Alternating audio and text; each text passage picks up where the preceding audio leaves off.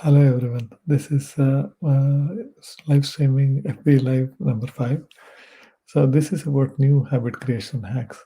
I think sometimes people struggle with this, especially people who are a little bit older, because there is a tendency to think that once you are a little bit older, you will not be able to change, and change is hard. And there are so many things that people say. I think there are a few hacks. I'm not suggesting that new habit creations are easy, but there are a few hacks that I have figured out, and I've learned it from some of the masters. I'm going to share a few of them. First, let me share a first experience on what happened. This was in 2007. That is when I met Sadhguru for the first time. I didn't know who he was. It was, I think, during TaiCon. They said Sadhguru Jaggi Vasudev is going to give a keynote address, the ending keynote. I just looked up, and then there was a person with orange robes and all, and I said, "What will this Guruji says anything about entrepreneurship? It might be a waste of time." Uh, I wouldn't tell you. I memorized about it now, but I was so wrong. But I didn't know about it. So what I did, I sneaked into the room. It was full. Obviously, there were other smart people who knew about Sadhguru, and I was probably the last one in the town who didn't know who he was. Be that as it may, I just stood right next to the door because I didn't. I thought I'll just escape if I didn't like what whoever Sadhguru was. He was telling something, and I got bored.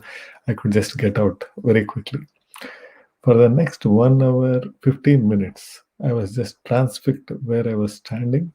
I just almost froze because I was mesmerizing. He was talking about inner engineering to engineering the inner world so that you can create the right outer world. And I just became a fan instantly. And the skeptic in me became a convert by the end of this 1 hour, 15 minutes. And I just came out quickly and I looked for the table wherever his people were. And I said, I want to join the course. And they said, what course? I didn't care what it was. I just wanted to do something that I'll get deeper into their teaching. Then I think I had to wait for 3 weeks, and my teacher was a person called Namat. She's in Canada now. She's amazing. She was the one who taught us the inner engineering course in 2007, and it had some yoga practices and a bunch of things like rituals and all those things. And in the end, I asked her a really silly question. I said, Namat, if I want to make this a lifelong habit, how many days should I practice? And the moment I asked that question, I felt that I was like an idiot. If I want to make it a lifelong habit, how many days should I practice until I die, right? So, of course, Namat knew what I was asking. And the real question I should have asked was, if I want to make it a daily habit, how long does it take and what is the hack that will make it a daily habit? So Namat got it, and he said, she wanted to play a game with me. And she said, probably.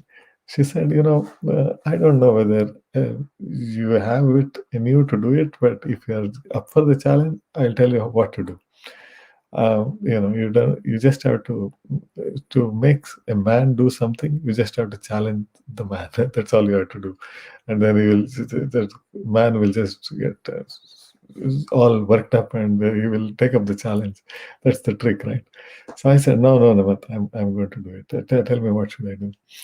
She said, for the next 6 months, you have to practice this kriya 2 times a day, and then both the times you should have nothing in your stomach for at least 3 or 4 hours. So it's not going to be easy, because if you want to practice at 5 p.m., you should stop eating everything from 1 p.m. The morning one will be easy, right? So because you eat something in the night, and when you wake up, there is nothing in the tummy.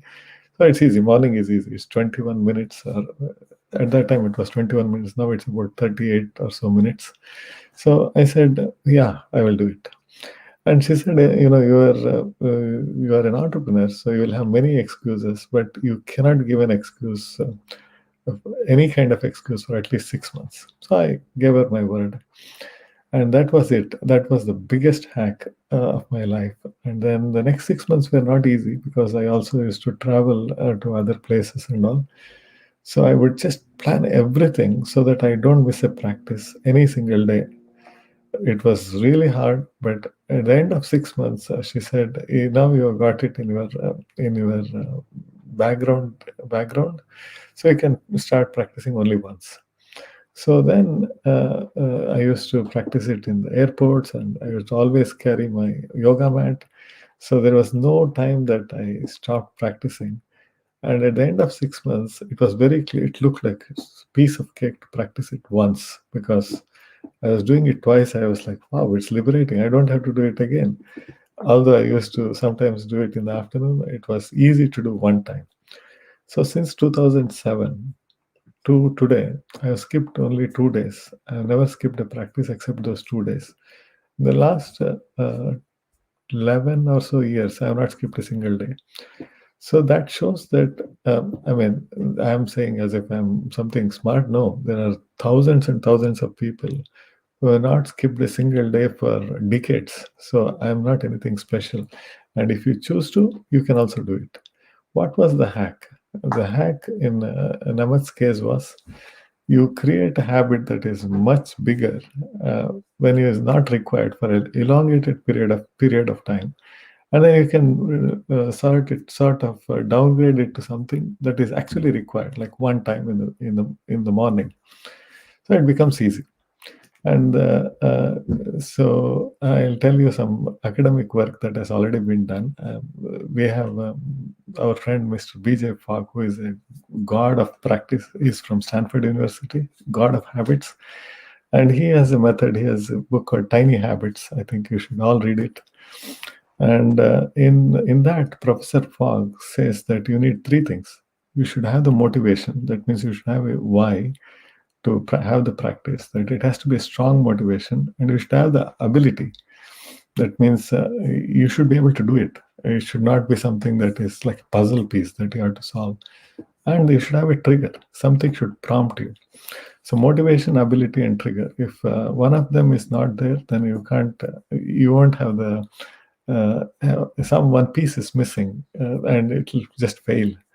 So, and then that's one. And the second thing that you might also see is in a different way. James Clear has written a phenomenal book. I don't remember the exact. Atomic Habits. Atomic Habits is the book. It's also a really good book. And there he has a hack. And I have used this hack and it works. So the hack is that you have to attach it to a non-negotiable habit. Whenever there is a new habit, you attach that to a non-negotiable habit. The way I have used it is that in my mind, I have put in a bug or a feature or a program to say, I'm not going to eat anything until I do my yoga and meditation. So, but obviously, I have to eat something sometime because unless I'm a saint or a sadhu. So I'll be hungry very, very soon. So, but I cannot do it because I have put a rule which is non-negotiable that I will not eat anything until I finish my yoga and meditation. Right. So sooner than later, it becomes, you know what, I'll just finish it so that I can eat something or drink some coffee or something like that. So that's another hack. But the real hack is this, that if you want a new habit to become a practice, because you create habits and your habits create you. So it's like a cycle.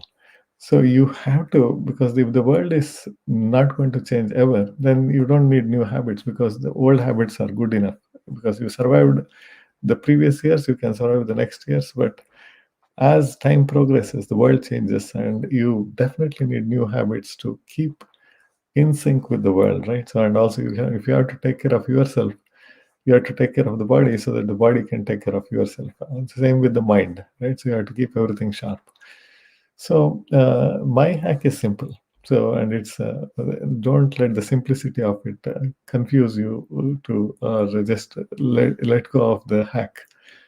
The hack is that a new habit should never be treated like a habit. So what does that mean? I think whenever you say it's a habit, the mind says you have to do some work. which means that whenever there is work, and the tendency is for the mind, because of all the distractions that's coming, is to not to do the work, and then you have to skip it only once. And when you skip it once, you will give yourself to say, oh, I can skip it another day. If you skip it another day and you say, this is me, I just can't keep my word to myself, and then it's downhill all the way from there. So what do we do? You can signal your brain, you send a signal to your brain that you are now in the process of upgrading yourself. That means you are U 1.0, and in the new upgrade, in the U 2.0, the new habit is a feature. That means you upgraded yourself with a new feature. You cannot downgrade yourself from there, because once you send the signal to the brain, a brain will believe whatever you send it, right? So now you say, hey, in my new operating system of me, this habit is a feature. That means where you become you upgrade your being, at which time this is part of you. And if it is part of you, it's like your hand or leg or anything, you cannot remove it, because otherwise you will hurt yourself. So make a new habit as a being upgrade. That means in the U 2.0, it's part of you, and then it's no longer work. So whenever I have new habit, I just do a being upgrade, and it's locked in, and there is, you are not incomplete without that part in your being. So try this, and then it'll look odd a little bit, because how can you do a being upgrade? It's not like a prosthetic something. It's something in your head, and you just have to believe me. Then you have to try it, and it'll be magical, because in the new you add a bunch of habits, and it becomes part of, all those become part of you. I have tried it in many ways, but what works is you do it one habit by one habit. You don't try to uh, uh, add like 16 different habits in the new you. It'll never work, because it'll be a being overwhelm of new features. That won't work. So take one habit like writing or something. I have written a single page every single day for the last 30 years. So it can be done. And sometimes I just throw whatever I write because it's bad, but I will not write, right? So I will always write something. So that's that. And when you master this, you will never feel like, you will not say, it's like something like brushing your teeth. Usually brushing your teeth has become part of you. Nobody will say and announce to their coworkers, hey, do you guys know that I brush my teeth every day? And people will say, what? Oh, is that even of course everybody does that every day. And for example, wearing your clothes, you wear your clothes every day when you step out, and you don't say, I have a habit of wearing my clothes. You don't say that. Or things like walking, or like talking, or sleeping, or anything. There are so many things that they were not part of you when you were born, but I think you just got them, and you upgraded your being to include all those things. You never call them habits, because it's part of you. Reading a book can be that, writing something can be that, writing a poem, or learning a new word. I have some friends who have a habit of learning one new word every single day, and they have been doing it for years, and they don't call it a habit. It just become part of them, right? So it works, and you just have to view it with a new perspective, and don't think that to get a new habit I'll do this things. If it's part of you, you don't do anything. It's just part of you. All the best for your new habits, and I hope this hack works for you. And Anand, thank you so much for the support. I really appreciate it, and I'm very grateful for it. Have a great day ahead.